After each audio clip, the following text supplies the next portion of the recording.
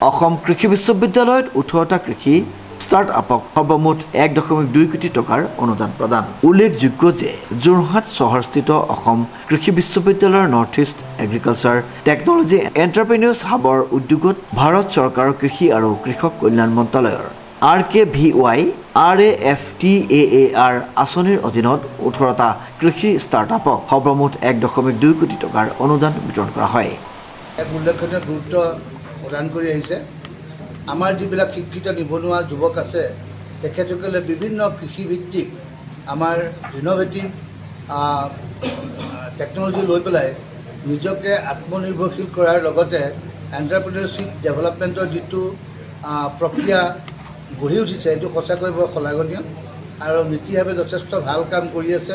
আমাৰ বিভিন্ন educated youth বিভিন্ন দিশত ইনক্লুডিং ষ্টুডেণ্ট বা আনএমপ্লয়ড বা এডুকেটেড ইউথ যিখিনি আছে তেওঁলোকক লৈ পেলাই তেওঁলোকৰ ক'ত ইণ্টাৰেষ্ট আছে, তেওঁলোকৰ কেনেধৰণৰ এটা বিজনেছ আৰম্ভ কৰিব লাগে, প্ৰশিক্ষণ কেনেকুৱা ল'ব লাগে, তেওঁলোকক ফেচিলিটেট কেনেকুৱা কৰিব লাগে, আৰ্থিকভাৱে কেনেকৈ তেওঁলোকক সহায় কৰি পেলাই উদ্যোগটো বা ব্যৱসায়টো প্ৰতিষ্ঠা কৰাৰ ক্ষেত্ৰত কেনেধৰণে সহায় কৰিব লাগে, এই সকলোবোৰ দিশত নীতিভাৱে যথেষ্ট অৰিহণা যোগাইছে। আৰু আমি দেখিছোঁ যে আমাৰ অকল অসমতেই নহয়, গোটেই উত্তৰ পূৰ্বাঞ্চলৰ মণিপুৰৰ পৰা আহিছে আৰু বিভিন্ন ঠাইৰ পৰা আহিছে। খুব ইন'ভেটিভ আইডিয়া লৈ তেওঁলোকৰ ব্যৱসায়টো আৰম্ভ কৰিছে, যিটো এণ্টাৰপ্ৰিনিয়ৰশ্বিপ আৰম্ভ কৰিছে। তাৰ কাৰণে আমাৰ ইয়াত প্ৰশিক্ষণ দিয়া হৈছে, এৱাৰনেছ কেম্প কৰা হৈছে, ফিনেন্সিয়েলি হেল্প কৰা হৈছে, মাৰ্কেট লিংকেজেছবিলাক কৰাই দিয়া হৈছে আৰু ফিউচাৰ কেনেকৈ আৰু কৰিব লাগে তাৰ ক্ষেত্ৰত নীতিভাৱে কৰি যাব। আৰু ইয়াৰ ক্ষেত্ৰত যথেষ্ট চৰকাৰৰ কৰণীয় আছে বা চৰকাৰে যথেষ্ট কৰিছে। আমাৰ বিভিন্ন প্ৰজেক্টৰ দ্বাৰা নীতিভাৱক ষ্ট্ৰেংথেন কৰিছে আৰু সেই নীতিভাৱেও সেইদৰে আমাৰ যিমানবিলাক উঠি অহা প্ৰজন্ম আছে এডুকেটেড ইউথ তেওঁলোককো ট্ৰেইনিং দিছে বা তেওঁলোকক বাছনি কৰি পেলাই আমাৰ আত্মনিৰ্ভৰশীল হ'বৰ কাৰণে মানে ইনকুবেটিবিলাকক হেৰি কৰিছে, এনকাৰেজ কৰিছে আৰু তেওঁলোকক যি পাৰে সহায় কৰিছে। আজি এই দিনটোত প্ৰতিটো তেনেকুৱা ব্যৱসায় কৰিবলৈ উঠি অহা উদ্যমী আমাৰ ইনকুবেটিভ আৰ্থিক সাহায্য কৰা হৈছে। কাৰোবাক 4 লাখ, কাৰোবাক 5 লাখ, কাৰোবাক 25 লাখ, কাৰোবাক 15 লাখ, ডিপেণ্ডিং আপন দেয়াৰ স্কেল অফ বিজনেছ।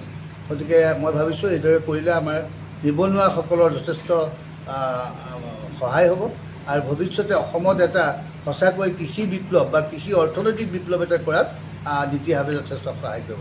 মই নীতিভাৱৰ উত্তৰোত্তৰ কামনা কৰিলোঁ। আমাৰ প্ৰজন্ম যিবিলাক উঠি আহিছে গোটেই উত্তৰ পূব ভাৰতৰ আমাৰ যিবিলাক এডুকেটেড ইউথ উঠি আহিছে তেওঁলোকৰ ভৱিষ্যত উজ্জ্বল কামনা কৰিছোঁ।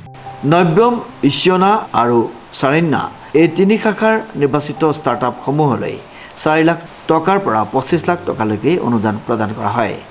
বিশ্ববিদ্যালয়ৰ উপাচাৰ্য ডক্টৰ দীপজ্যোতি ৰাজখোৱাই চেক বিতৰণ কৰি কৃষক কেৱল উৎপাদনমুখী খণ্ড হিচাপে নহয়, ব্যৱসায়, উদ্ভাৱন আৰু উদ্যোগ সৃষ্টিৰ এক সম্ভাৱনাপূৰ্ণ ক্ষেত্ৰ হিচাপে গঢ়ি তুলিব লাগিব বুলি প্ৰকাশ কৰে। শিক্ষিত যুৱ সমাজক কৃষিভিত্তিক উদ্যোগ গঢ়ি তুলি আত্মনিৰ্ভৰশীল হোৱাৰ লগতে আনৰ বাবে কৰ্মসংস্থাপনৰ সুযোগ সৃষ্টি কৰিবলৈ আহ্বান জনায় উপাচাৰ্যগৰাকীয়ে। প্ৰশান্ত গায়নৰ এক বিশেষ প্ৰতিবেদন, নিউজ নাও।